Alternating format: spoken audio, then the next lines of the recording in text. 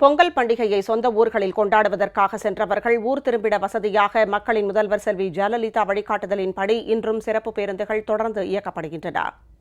தங்களுடைய பயணம் எளிதாகவும் இனிதாகவும் அமைய பெருமளவில் சிறப்பு பேருந்துகள் இயக்கப்படுவதால் மக்களின் முதல்வர் செல்வி ஜெயலலிதாவுக்கு பயணிகளும் பொதுமக்களும் தங்கள் நெஞ்சார்ந்த நன்றியை தெரிவித்துள்ளனர்.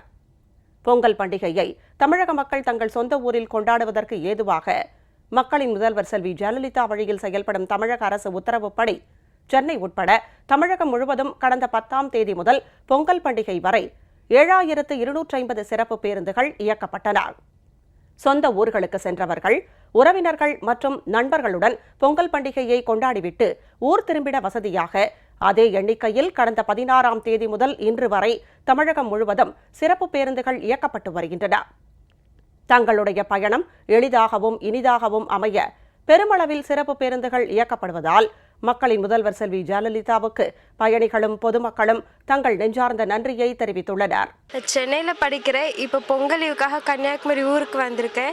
லீவ் முடிஞ்சு இப்போ ஊருக்கு கிளம்புறேன். இந்த மாதிரி நிறைய ஸ்பெஷல் பஸ்லாம் விட்டுருக்காங்க. அதனால மக்களின் முதல்வர் அம்மாவுக்கு நன்றி. கன்னியாகுமரி பேருந்து நிலையத்தில் சிறப்பு கவுண்டர்கள் மற்றும் பொதுமக்கள் வசதிக்காக சிறப்பு பேருந்துகள் இயக்கப்படுகிறது. இதற்கு ஏற்பாடு செய்த மக்களின் முதல்வர் அம்மா அவர்களுக்கு மனமார்ந்த நன்றியை தெரிவித்துக் கொள்கிறோம். பொங்கலுக்கு லீவுக்கு நாங்கள் வந்துட்டு போகிறோம். பஸ்ஸஸ் எல்லாம் ரொம்ப ஃப்ரீயாக கிடைக்குது, சீட்டெல்லாம் அவைலபிளாக இருக்குது, எங்களுக்கு ரொம்ப கம்ஃபர்டபுளாக இருக்குது. அதுக்காக அம்மாவுக்கு நன்றி சொல்லிக்கிறோம்.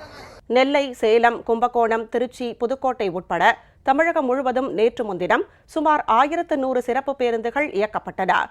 நேற்று 2500க்கும் மேற்பட்ட சிறப்பு பேருந்துகள் இயக்கப்பட்டன. மேலும் மக்களின் தேவைக்கு ஏற்றவாறு இன்றும் கூடுதல் சிறப்பு பேருந்துகளை இயக்கவும் தமிழக அரசு நடவடிக்கை எடுத்துள்ளதாக அதிகாரிகள் தெரிவித்துள்ளனர். பொங்கல் பண்டிகைக்காக இயக்கப்பட்ட சிறப்பு பேருந்துகளில் இதுவரை 2,75,074 பேர் பயணம் மேற்கொண்டுள்ளதாகவும் இதன் மூலம் போக்குவரத்து கழகங்களுக்கு 8,61 லட்சம் ரூபாய் வருவாய் கிடைத்திருப்பதாகவும் போக்குவரத்துத்துறை அதிகாரிகள் தெரிவித்துள்ளனர்.